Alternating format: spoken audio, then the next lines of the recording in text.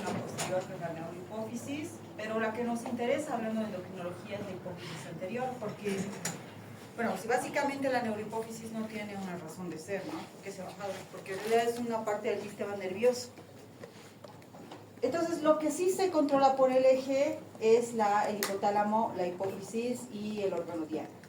Tenemos a la secreción de las gonadotropinas, que inicia por la secreción de la GnRH en la hipófisis, luego viene la FSH y LH, perdón, el hipotálamo, la FSH y LH en la hipófisis, y luego va hacia los órganos genitales para la formación de estrógenos y progesterona. La TRH hipotalámica, que va a la TSH tiroide hipofisaria, que va hacia la tiroides.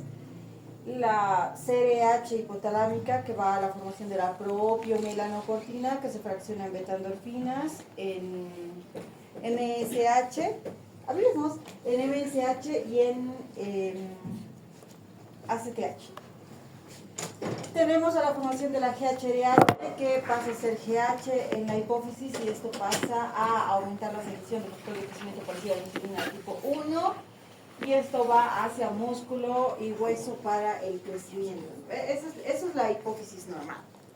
Ahí luego tenemos a la prolactina, que a diferencia de las anteriores no se secreta por estímulo positivo, es decir, el hipotálamo no secreta nada que haga que secrete la prolactina. La prolactina no se secreta por inhibición. O sea que la prolactina no debería secretarse en una persona sana porque no tiene ninguna función, ¿ya? La prolactina está bloqueada por la dopamina. Entonces, siempre y cuando exista la secreción de dopamina, nosotros no vamos a secretar prolactina. En el caso de las mujeres, cuando dan de lactar, sí la dopamina deja de ser secretada y aumentan los picos de prolactina para que haya la formación de la leche. Pero en sí la prolactina en condiciones normales está inhibida totalmente por la dopamina. Ahora, la neurohipófisis, que les decía que es realmente algo extraño, ¿no? Porque podría ser lo mismo que hace adentro, pero se salió. Es una parte del cerebro que se salió. Encima es una glándula, sigue siendo una prolongación del sistema nervioso. ¿Ya? Y la neurohipófisis secreta lo que es la ADH y la oxitocina, ¿ya? Pero si se dan cuenta, la ADH no tiene un estímulo hipotalámico. La ADH, bueno, salvo la Z, principalmente se secreta por alteración de los bioquimioreceptores que detectan una alteración en la concentración de sodio o en la bulimia o en la presión arterial, y eso es lo que hace que se secrete la antidiurética. Y la oxitocina, además de estimular la contracción uterina durante el momento del parto o la contracción de los conductos de las glándulas mamarias durante la lactancia, también es una hormona que nos da felicidad y que se secreta en el momento que existe una conexión, como en el caso de la lactancia, ¿no? Que esta parte de las hormonas del enamoramiento, ¿no? Entonces, lo que vamos a hablar es la disminución de la función de lo que acabo de repasar, que eso ya se lo sabe, ¿no? Entonces, tenemos dos cosas que conocer, el panhipopituitarismo y el hipopituitarismo. El panhipopituitarismo es cuando toda la glándula se arruinó. Pues como toda la glándula se ha arruinado, ya no secretó ningún tipo de hormonas. Y el hipopituitarismo es cuando por algún tipo de lesión, ya sea una ACV, un crecimiento tumoral, alguna lesión vascular, autoinmunitaria, etcétera, solamente se comprometen un grupo celular que secreta determinada sustancia estimuladora de hormonas, ¿ya?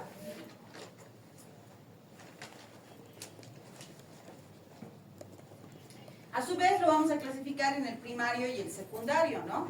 El primario, digamos que es desde el nacimiento, está así desde el nacimiento, ¿no? Y esto puede ser porque existe alguna malformación en el momento del nacimiento, no ha habido la estimulación, no ha habido la formación de las células que deberían conformar este grupo de secretores de GH, de GRH. Y luego tenemos el secundario, que es obviamente secundario a algo que ha sucedido, ¿no? A algún daño, como por ejemplo el crecimiento de un tumor no funcionante que me comprima un grupo celular que sí debería secretar una hormona, y lo dañe, ¿ya? Porque como ustedes ya han debido ver, en tumores hipofisarios hay tumores no funcionantes, no secretan ninguna hormona, pero al momento que van creciendo, van empujando al resto de las células que sí deberían secretar. Entonces, fíjense que puedo yo encontrar un paciente con deficiencia hormonal y en la resonancia magnética encontrarme un tumor, ¿ya? Entonces no me quedo con la idea de que todo tumor hipofisario es hiperfunción, para nada. Un tumor hipofisario puede ser no funcionante y me está comprimiendo las otras células y haya hipofunción, ¿sí? Por eso es que medicina no es una ley, siempre existen todas las matices y las posibilidades. Ya, y hablando de las causas de la hipofunción hipofisaria, tenemos algo que es muy llamativo, que es mortal y que todo médico de la emergencia tiene que saber reconocer, que es la apoplejía hipofisaria.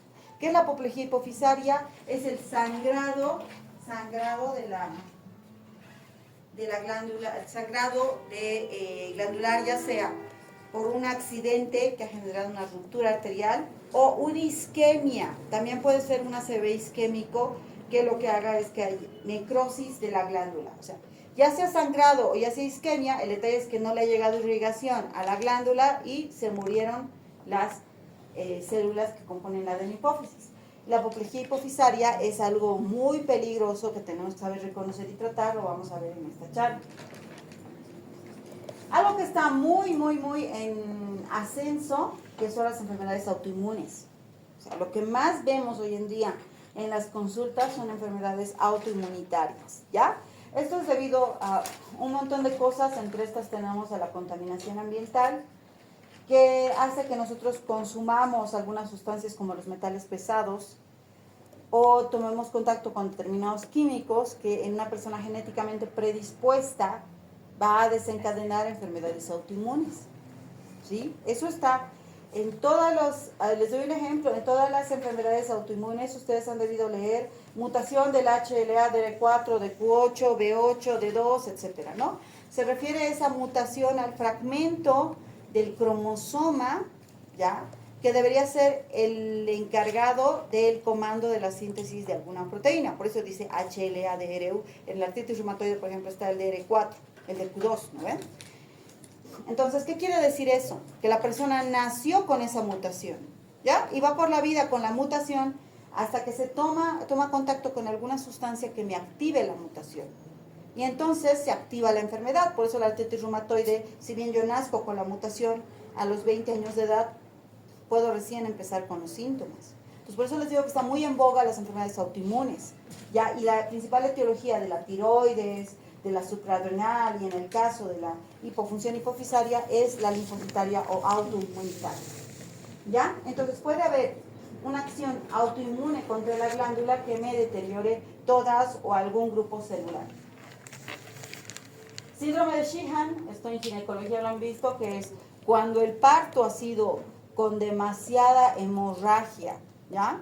Cuando ha habido mucho sangrado y la paciente ha entrado en shock hipovolémico. ¿Qué es lo que sucede? Que uno de los órganos que va a sufrir por esta irrigación es la hipófisis. Entonces, ese tiempo que la embarazada estuvo en shock que la mujer en parto estuvo en shock hipovolémico, la hipófisis entró en isquemia y las células se murieron. Eso le conoce como síndrome de Sheehan. ¿Cuándo tengo que sospecharlo? Cuando he atendido un parto grave, ¿no? Cuando se ha atendido un parto grave donde había shock hipovolémico y haya un déficit de lactancia. Traumatismos cráneoencefálicos con fractura de base de cráneo. ¿Por qué? Porque justamente la hipófisis está en la base del cráneo, en la silla turca. Entonces, si ha habido una fractura de base de cráneo, sobre todo en la parte anterior, puede haber una lesión de la hipófisis. Si podemos ver, la única causa para que el trastorno sea algo crónico es autoinmunitario. ¿Sí? Fácil de recordar. Solo el autoinmune es algo que me va a dar síntomas lentos. Pero todos los demás, apoplejía, síndrome de Sheehan, traumatismo craneoencefálico, me va a dar síntomas súbitos tras un evento trágico. Y otra cosa que también hoy en día, al igual que los autoinmunes, está en alta incidencia, es el cáncer. Entonces el cáncer puede hacer metástasis hacia la hipófisis, porque el cáncer se puede ir a cualquier lado, ¿ya? O puede ser un crecimiento tumoral maligno, con invasión de la silla turca, ¿no? También puede ser pacientes que han sido sometidos a radiación, ¿ya? Nosotros radiamos cualquier tipo de tumor intracraniano, ya sea para tratamiento paliativo del tumor o para tratamiento curativo del tumor, se hace la radiación. Lo que hace la radiación es reducir el tamaño tumoral, ese es el objetivo de radiar. Entonces, fíjense que un paciente sometido a radiación, que es algo que ustedes van a ver, porque hay mucho cáncer en el medio, también puede desarrollar hipofunción hipofisal. En realidad, de la época que yo he estudiado esto, donde nos decían que la principal causa era la apoplejía hipofisaria y el síndrome de Sheehan, a la fecha que ustedes están estudiando ya no es la principal causa. Ustedes no van a encontrar esto por enfermedades autoinmunes, por enfermedades neoplásicas, por complicaciones de la radioterapia.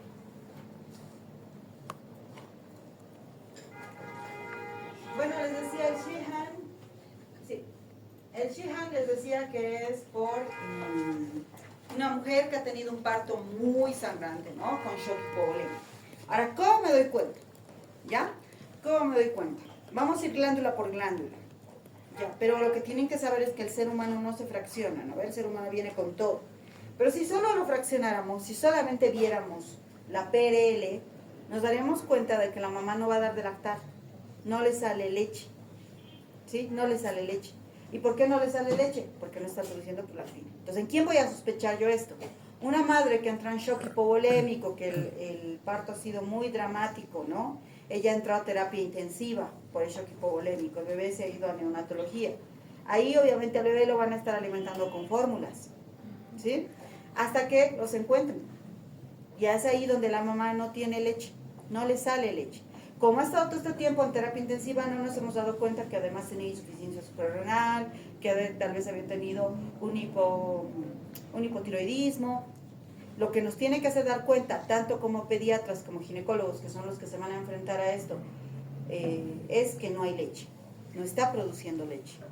¿Ya? ¿Por qué no produce leche? Porque posiblemente, como ha tenido este evento tan dramático, se ha quemado la hipófisis anterior y por ende, a ver si tengo más sobre la hormona, porque a veces me olvido. No, nada. Entonces, ¿qué tengo que pedirle? ¿Qué le voy a pedir en el laboratorio? Mamá, shock hemorrágico, ha salido de terapia intensiva, se encontró con su bebé, no le sale leche.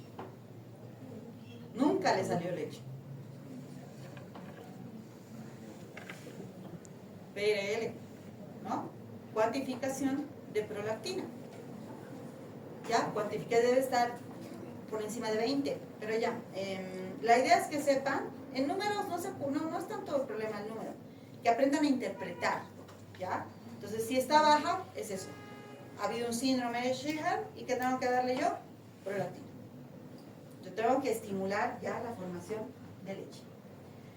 ¿Ya? Luego, podemos tener disminución de la hormona de crecimiento, aunque esto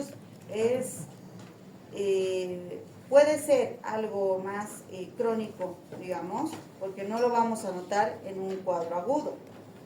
¿Ya? Entonces yo me doy cuenta si es que el paciente no crece. ¿Dónde me voy a dar cuenta? En los niños. En los adultos, si bien tenemos hormona de crecimiento que cumple determinadas funciones, nuestra hormona de crecimiento ya no cumple su principal función, que es hacernos crecer. Ya se cerraron nuestros cartílagos de crecimiento. Entonces, ¿dónde me voy a dar cuenta que hay una baja concentración de hormona de crecimiento? En los niños. ¿Ya? Y cuando yo veo un niño que estoy visto en pediatría que es bajo para la edad, ¿ya? Talla baja para la edad, porque la talla baja para el peso generalmente está relacionado con la alimentación. Pero si tengo un niño con talla baja, ¿ya? Lo que tengo que yo identificar es si esta talla baja es genética, los padres cómo son, ¿ya? Y luego tengo que ver si evidentemente hay algún déficit. ¿Y qué le voy a pedir? Hormona de crecimiento y factor de crecimiento parecido a la insulina, ¿ya? Pero la hormona de crecimiento no se cuantifica sola en sangre, ya lo han debido ver esto en generalidades. La hormona de crecimiento se cuantifica por hipoglucemia insulínica o por hiperglucemia, ¿ya? Si yo lo que quiero saber es si mi cuerpo produce hormona de crecimiento, yo tengo que estimular la secreción de la hormona de crecimiento, ¿ya? ¿Y cómo se estimula la secreción de hormona de crecimiento? Entre varios estímulos tenemos la baja concentración de glucosa plasmática, porque la hormona de crecimiento es una hormona contrainsular. Quiere decir que se libera cuando estamos en episodios de baja glucemia, ¿ya? Entonces, ¿qué hacemos con el paciente? Le administramos insulina, bajamos su concentración de glucosa plasmática, se le toma una muestra de sangre y se cuantifica la hormona de crecimiento, ¿ya? Nunca, nunca, nunca, nunca se cuantifica la hormona de crecimiento directamente. Jamás se cuantifica directamente la hormona de crecimiento. ¿Por qué? Porque la hormona de crecimiento no tiene una secreción en ritmo circadiano y tampoco tiene una secreción en un horario determinado.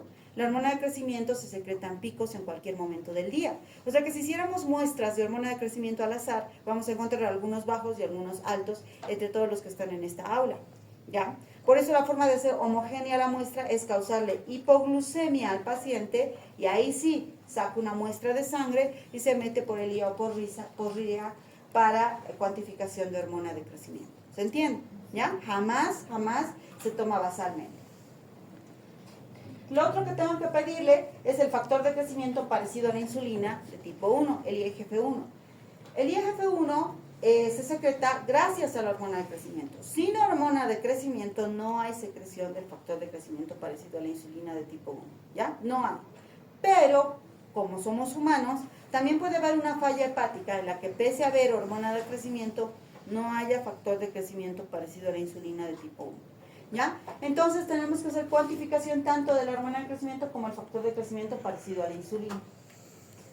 Esto nos permite determinar si es que el paciente tiene un déficit de hormona de crecimiento, ¿ya? Y cuando vamos buscando la causa, tenemos personas que congénitamente nacieron sin eso, porque pueden nacer sin el grupo celular que produce hormona de crecimiento, o si la persona tiene alguna enfermedad que determine que ya no se produce hormona de crecimiento, por ejemplo, un adenoma hipofisario, ya hemos dicho que un proceso autoinmunitario.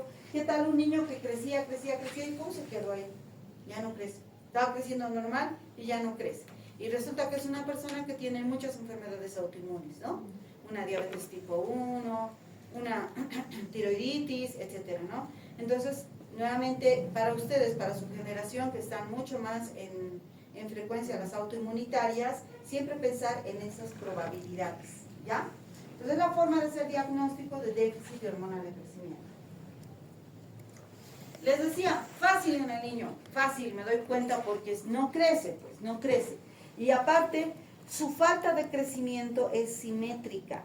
No es como una persona que tiene enanismo, ¿ya?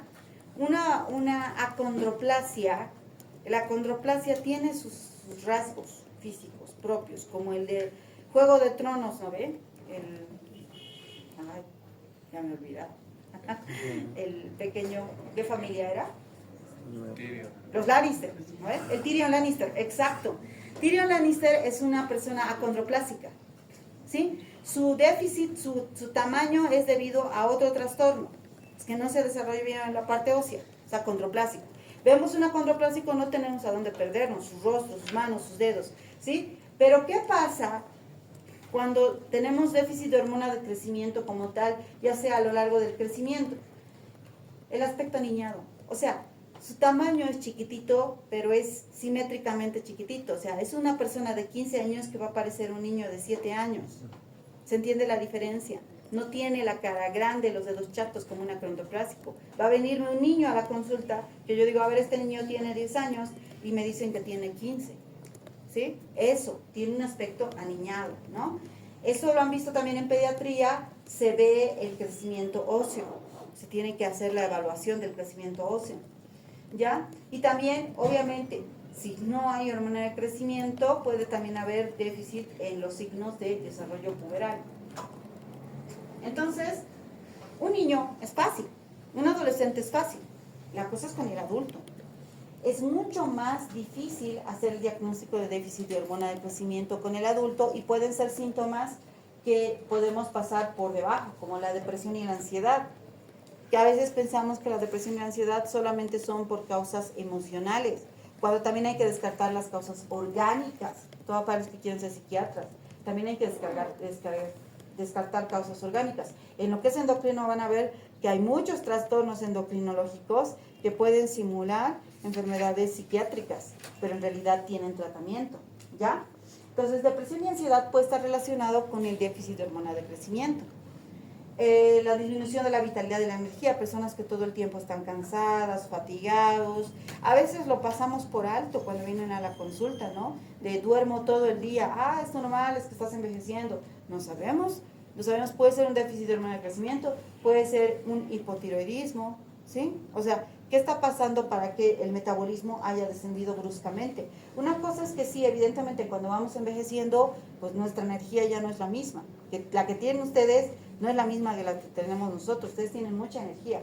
Pero a medida que vayan envejeciendo se van a dar cuenta de que esa energía se va agotando. Eso es fisiológico, ¿ya? Pero si súbitamente la persona te dice, yo hasta el año pasado era una persona muy activa y esta vez estoy durmiendo todo el tiempo, no tengo la fuerza suficiente, tengo que ir a buscar trastornos hormonales, ¿ya? Disminución de la vitalidad, energía, depresión, la grasa abdominal, que generalmente es más la tiroides donde nos enfocamos, ¿no? Cuando la persona dice, no puedo bajar de peso, estoy haciendo ejercicio, dieta, no bajo de peso, también vamos viendo la hormona de crecimiento, ¿ya? Entonces, no es tan manifiesta la sintomatología en una persona adulta que deje de producir la hormona de crecimiento, pero pueden haber esos síntomas. Ahora, ¿por qué no está manifiesta? Porque para nosotros no es tan importante tener hormona de crecimiento, porque tenemos otros sistemas metabólicos que hacen equivalencia. ¿Qué pasa si lo que se ha dañado son las gonadotropinas? ¿Ya? Pues lógicamente, si no tengo gonadotropinas, no voy a tener FSH y LH. Si no tengo FSH y LH, no voy a tener estrógenos y progesterona. Es bien deducible la sintomatología, ¿no? En las mujeres que ya tenían su periodo menstrual van a entrar en amenorrea, ¿no? Y en una menopausia temprana, ¿ya? En el caso de que sea una persona, un niño, una niña, que además de chiquitita venga con trastornos menstruales, que nunca tuvo su periodo, ya tiene 16 años, tiene un aspecto aniñado, pues yo tengo que pensar que no solo es un déficit hormonal de crecimiento, sino también tiene un déficit de gonadotropinas y por eso nunca ha desarrollado, es un hipogonadismo primario. Y estos hipogonadismos nos damos cuenta porque los estadios de Tanner, ¿no? Eso también lo ha visto en ginecología, porque sus pechos no son acordes a la edad que tiene, porque no ha desarrollado vello puberal, entonces vamos dándonos cuenta, ¿ya? La cosa es con el varón. Con el varón es más difícil de diagnosticar, porque ellos no tienen un periodo menstrual que sigan cada mes y que se den cuenta que de pronto no hay periodo menstrual, que es la razón por la que va a venir una mujer. Las mujeres van a venir a la consulta porque van a experimentar los síntomas de la menopausia, ¿no? El déficit estrogénico. El déficit estrogénico hace que haya los sofocos, vasodilataciones, entonces sienten calor. La mucosa vaginal ya no tiene esa humedad que debería tener y entonces empieza a haber resequedad, va a haber infecciones vaginales, va a haber dolor a nivel de la vagina, ¿no? Y no va a haber periodo, además de disminución de la libido. Pero van a venir porque los síntomas les están haciendo venir a la consulta. Entonces, también me he topado con estos pacientes en consulta que cuando van a ginecología les dicen, ya es una menopausia precoz. Listo. Bueno, no sé si será verdad, porque también los pacientes exageran, pero si me dicen, me han dicho que es eso y ya, no te han dado ningún tratamiento. No me han dado ningún tratamiento. ¿Ok? Pero teníamos que investigar qué ha pasado, ¿no? De repente ha dejado de producir gonadotropinas a nivel de la adenohipófisis. Entonces hay que investigar. ¿Cómo voy a investigar? ¿Qué voy a solicitar? Fácil, ¿qué pedimos? Lógico, ¿no? FSH, LH, porque es lo que le falta. ¿Y qué más le voy a pedir? GnRH, ¿ya? Pero no solo FSH, LH, estrógenos y progesterona. ¿Por qué? Porque ahí yo voy a saber dónde se ha quemado el eje, ¿sí? Si el problema es acá, eso lo han visto en ginecología, en amenorreas secundarias. Si el problema es aquí, en el ovario, va a estar caído el estrógeno. ¿Y qué va a estar alto? FSH y LH, ¿sí? Si el problema es aquí, va a estar caído el estrógeno y va a estar caída la FSH y la LH. Por eso es que yo no solo me voy a quedar contenta con la FSH y LH, sino que me voy a pedir estrógenos y progesterona. ¿sí? Para ver dónde está el problema, cuál es la causa de la amenorrea. Si la amenorrea es por un problema de las gónadas, ¿ya? De los ovarios, o el problema está aquí, ¿ya? Eso en ginecología lo han visto. Y si esto y esto está normal, pues yo tengo que ver el útero. Porque de repente lo que no tiene es tiene un himen perforado, ¿no? O hay un problema con el útero, o es un útero muy infantil. Entonces, por eso es que cuando yo veo una amenorrea, lo que tengo que pedir es FSH, LH, estrógenos y progesterona para ver dónde está el problema. ¿Sí? Muy bien. ¿Y qué más hay? En el varón les decía, bien difícil. Difícil en el varón porque no tienen periodo menstrual. Pero ¿qué van a tener? Impotencia sexual, disminución de la libido, pérdida del vello, ¿ya? Atrofia de los testículos, es decir, los testículos van a ser más pequeños o puede incluso aumentar o tener un crecimiento mamario, ¿ya?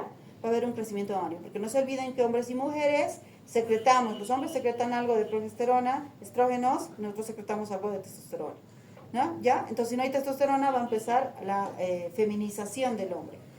Entonces, ellos no van a venir por esto, sobre todo en nuestro país y en este lado de Bolivia, ¿no? Por los estigmas que hay, por los tabúes que hay. Rara vez los hombres vienen a consultar por la disminución de la libido. ¿Y a quienes sí les van a consultar? Yo les decía a mis alumnos, a los urólogos. Pero lo más probable es que sea el urólogo al que le vayan a decir, no tengo deseo de tener relaciones sexuales, tengo impotencia sexual hace tiempo, y lo van a decir, y lo que no quiero es que cuando ustedes estén en el otro lado como urólogos les digan, ya tomes esta pastilla, o bueno, nada que hacer, señor. No. Tenemos que mandarlo a endocrinología o estudiarlo ustedes y averiguar qué está pasando. ¿Sí? ¿Por qué? Porque un hombre que venga con impotencia sexual, con disminución de la libido o con alguna reducción de su desarrollo sexual, algo tiene que tener. ¿Sí? Entonces tengo que ir a investigar qué está fallando. Puede estar fallando las hormonas tiroideas, puede estar fallando las gonadotropinas, o como ya hemos visto, aunque menos importante, puede estar fallando la hormona de crecimiento. ¿Qué le vamos a pedir al varón?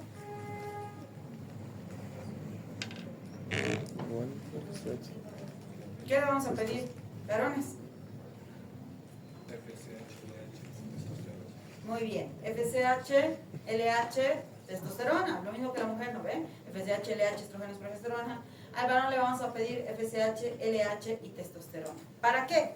Por la misma lógica. Si están bajas la FSH y la LH, va a estar baja la testosterona, el problema es hipofisario. ¿Sí?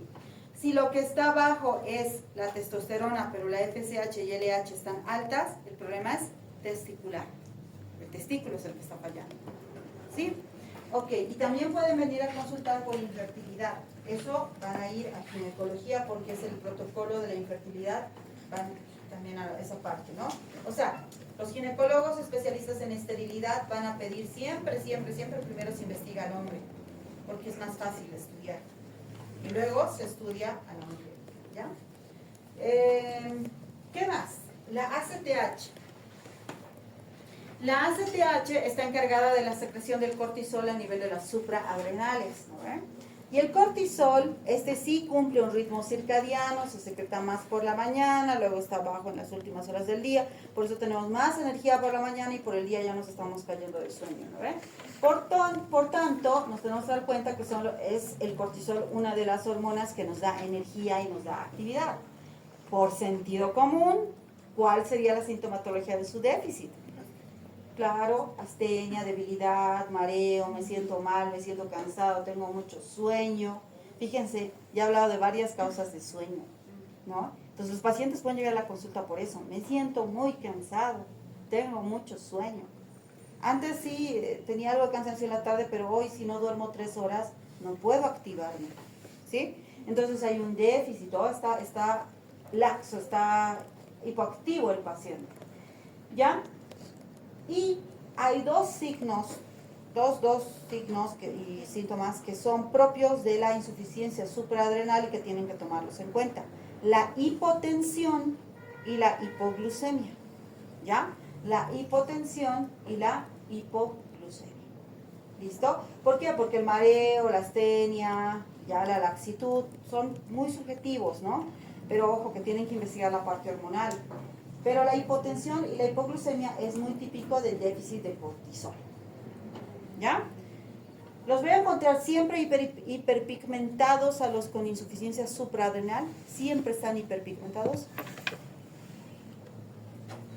Nos han enseñado que hay hiperpigmentación, ¿verdad? En la insuficiencia. Ahora la pregunta es, ¿todo paciente con insuficiencia está hiperpigmentado?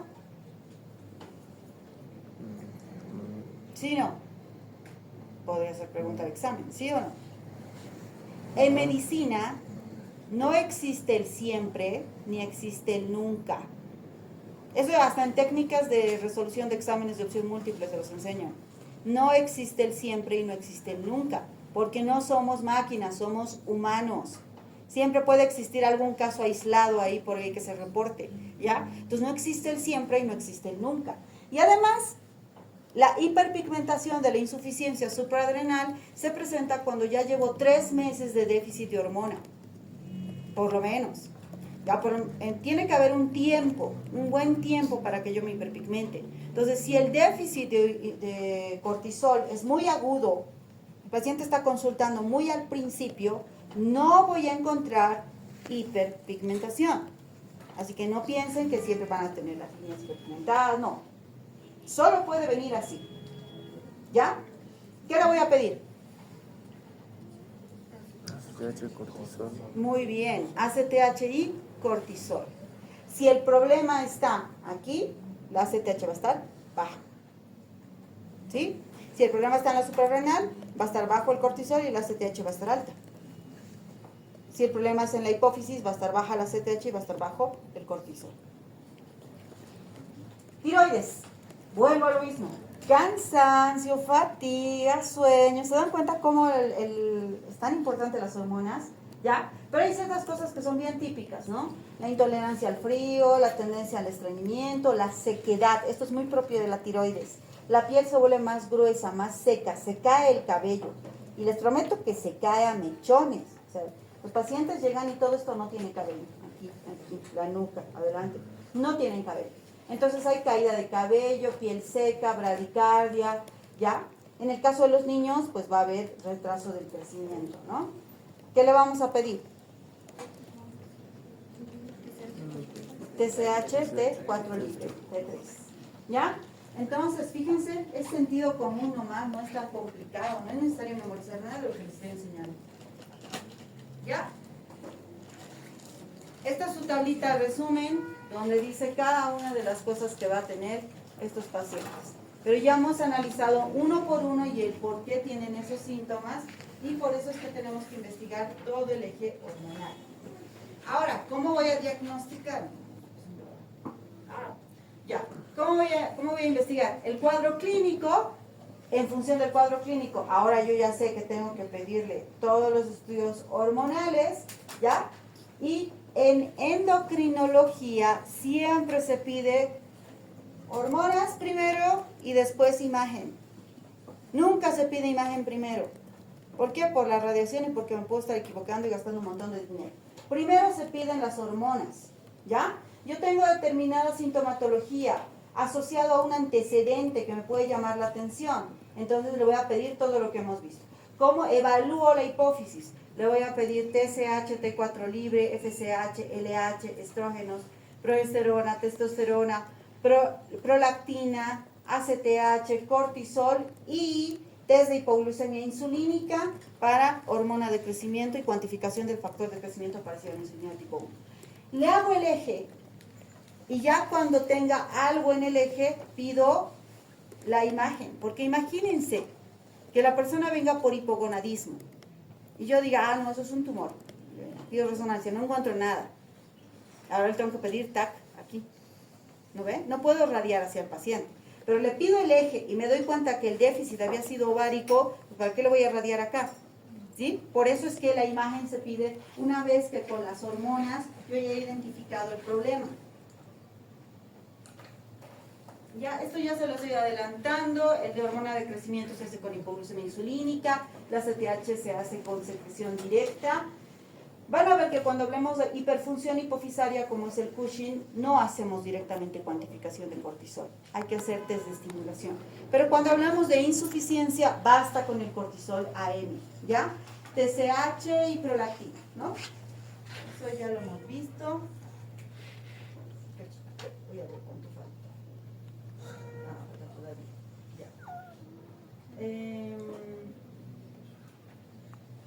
Ahora, el tratamiento es lo más fácil del mundo. Si me falta hormona de crecimiento, ¿qué le voy a dar? Me falta hormona tiroidea. No tengo testosterona. Testosterona, ¿no? No tengo estrógenos. Estrógenos. ¿Sí? Lo más fácil del mundo. El tratamiento es dar lo que le falta al paciente. ¿Sí? Si me falta prolactina, pues prolactina. Si no funciona, pues ni modo, fórmula. ¿Ya? Ni modo. Sí, nada más. ¿Ya? Si no tengo hormona de crecimiento, pues no se da hormona de crecimiento. Si no tengo gonadotropinas, damos gonadotropinas. ¿Ya? Entonces, el tratamiento de endocrinología en los déficits es lo más sencillo del mundo. Es dar el medicamento que falta.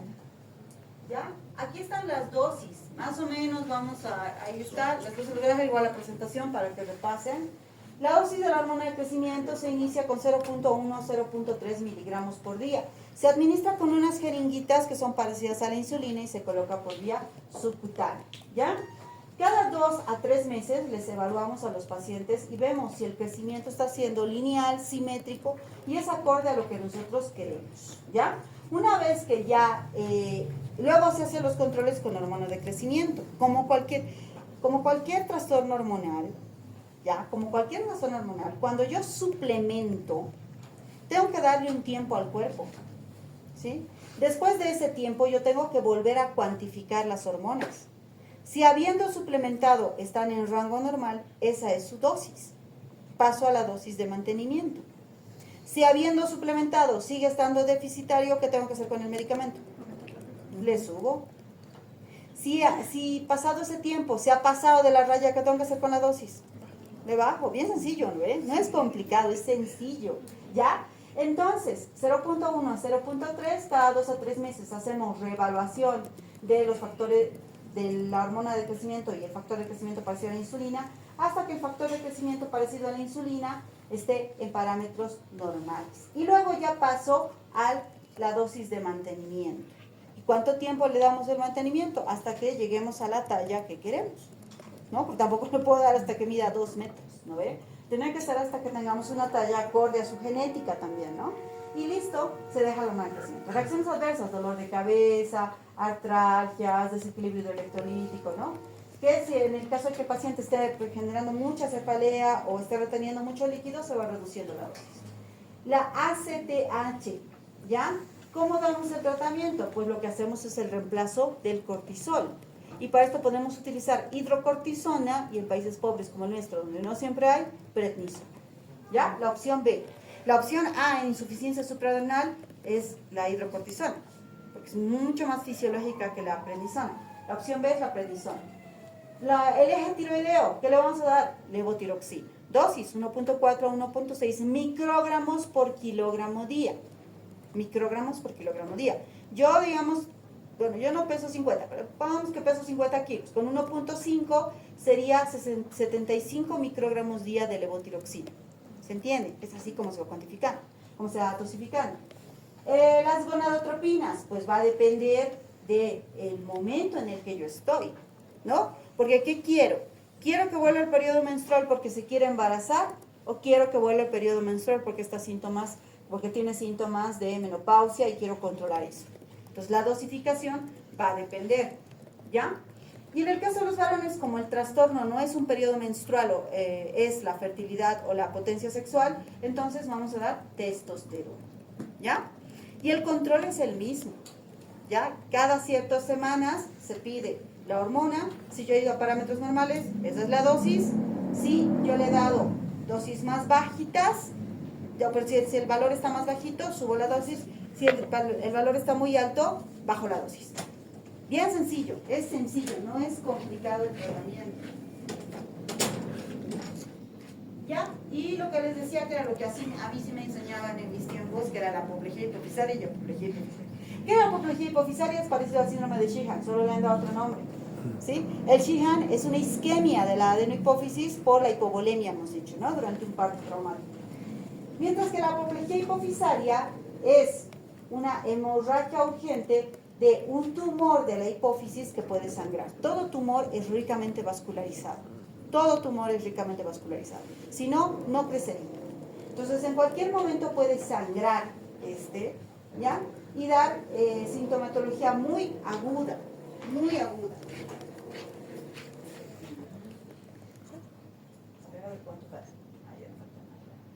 ¿Ya?